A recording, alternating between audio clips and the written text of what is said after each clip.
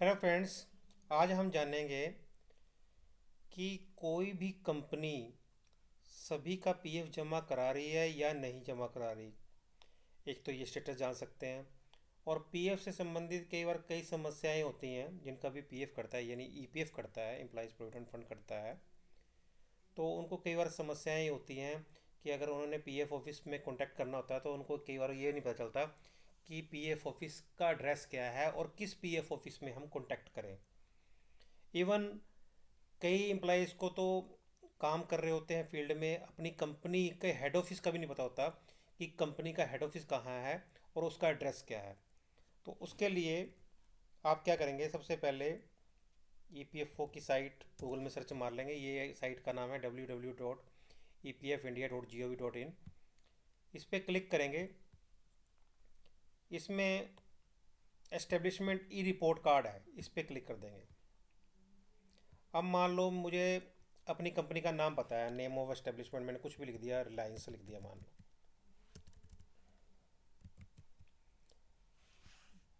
हमने कंपनी का नाम लिख दिया, उसके बाद कैप्चा डाल देंगे हम इसमें।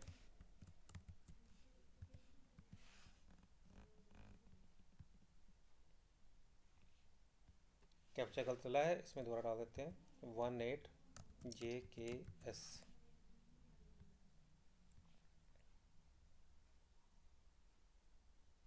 जैसे कैप्चा डाला तो हमारे पास कंपनियाँ खुल के आ गई। जो भी आपकी कंपनी का नाम है, ये एग्जांपल लिया मैंने।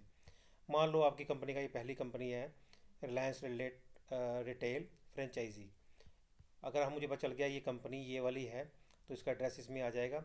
इसकी पूरी डिटेल देखने के लिए यहाँ पर क्लिक करेंगे व्यू डिटेल पे। जैसे व्यू डिटेल पे क्लिक करेंगे इसकी सारी डिटेल नीचे आ जाएगी कि एस्टेब्लिशमेंट को पीएफ के में क्या रजिस्ट्रेशन कोड मिला हुआ है। ये फर्स्ट में आ जाएगा रजिस्ट्रेशन कोड, और उसके बाद आ जाएगा इसका स्टेटस क्या है, क्लोज है या चल रही है। पूरी डिटेल आ जाएगी, कब से ये पीएफ में रजिस्टर्ड है उसकी डेट आ जाएगी इसके अंदर। इसके अलावा ये कंपनी का एड्रेस आ जाएगा यहाँ पे कि ये क्या एड्रेस है इसका। OMET arcade opposite Ambience towers, Omet arcade opposite, ये एड्रेस आ गया। ये किस पीएफ ऑफिस से रिलेटेड है, कहाँ पर रजिस्टर्ड है, यहाँ पर लिखा आएगा ईपीएफओ ऑफिस एड्रेस। ये यहाँ पर डिटेल आ गई। अहमदाबाद का में रीजन में ये कंपनी रजिस्टर्ड है। तो यहाँ से हम देख सकते हैं कि ईपीएफओ का ऑफिस कौन सा है जहाँ पर ये डील हो रही है कंपनी। इसके अलावा यहाँ पर एक व्यू पेमेंट डिटेल भी होती है। जब इस पर हम क्लिक करते हैं तो हमें पता चलता है कि ये कंपनी पैसे जमा करा रही है कि नहीं करा रही है। देखो ये तो कंपनी बिल्कुल, इसमें स्टेटस आ रहा है कि इसमें पैसे जमा नहीं करा रही। लेकिन अगर कोई और कंपनी होती, सपोज जैसे हमने ये कंपनी का तो देख लिया, इसी तरह के नीचे कंपनी दे रखी है रिलायंस। इस पर क्लिक करके देखते हैं। अगर इसका स्टेटस देखते हैं हम, एक मैंने रैंडमली वैसे नाम चूज़ किया है। अगर इसकी मैं पेमेंट डिटेल देखता हूँ तो इसकी भी नो पेमेंट डिटेल आ रहा है। लेकिन कई कंपनियां ऐसी होती हैं जो जमा करा रही होती हैं तो उसकी डिटेल भी नज़र आ जाती है। जैसे हम कुछ भी नाम ले लेते हैं, इसके अंदर भारती लिख देते हैं, तो इस नाम की कोई ना कोई कंपनी तो होगी। MKZMT मैंने क्लिक कर दिया इसके अंदर।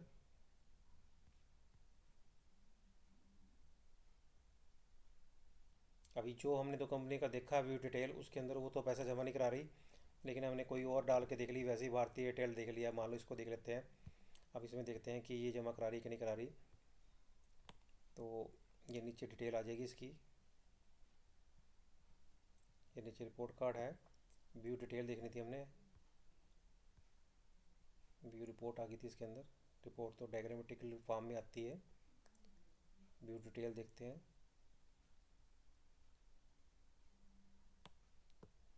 जैसे व्यू डिटेल लिखा तो नीचे डिटेल आ गई। अब यहाँ पर मान लो भारतीय एयरटेल लिमिटेड की हमने पेमेंट डिटेल देखनी है। अब यहाँ से क्लिक करेंगे, इसकी भी बाई चांस बात है नो पेमेंट डिटेल आ रही है। मान लो और लिख लेते हैं, ये कंपनी जैसे बेंगलोर की है, इस पर क्लिक करते हैं, चमन भारतीय फाउंडेशन, इस पर क्लिक कर लेते हैं, व्यू डिटेल देखते हैं इसकी। ये मैं एग्जांपल दिखा रहा हूँ।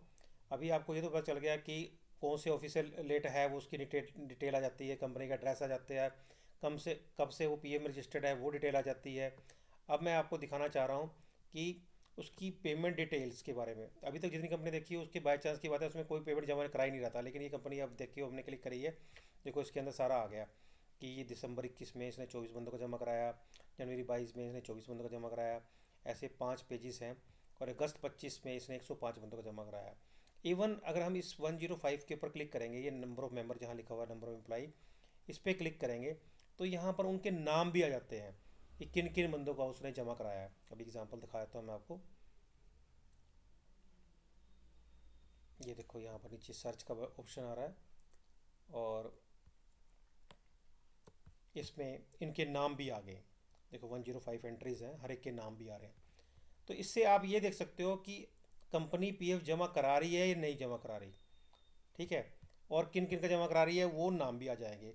मतलब काफ़ी हद तक आपको डिटेल में क्या पता चल सकता है इस्टेब्लिशमेंट, इस जो हमने आज ये लिंक को रिव्यू किया, इस लिंक से हमें पता चल जाता है कि कंपनी कब से रजिस्टर्ड है, कंपनी पीएफ जमा करा रही है नहीं जमा करा रही, अगर जमा करा रही तो कितने बंदों का जमा करा रही है, और ये कब से कवर्ड है, और ये कंपनी का जो डाटा है अगर पीएफ से रिलेटेड कोई भी समस्या है तो मुझे किस पीएफ ऑफिस में मतलब कांटेक्ट करना है, वो डिटेल हमें इस लिंक से पता चल जाती है।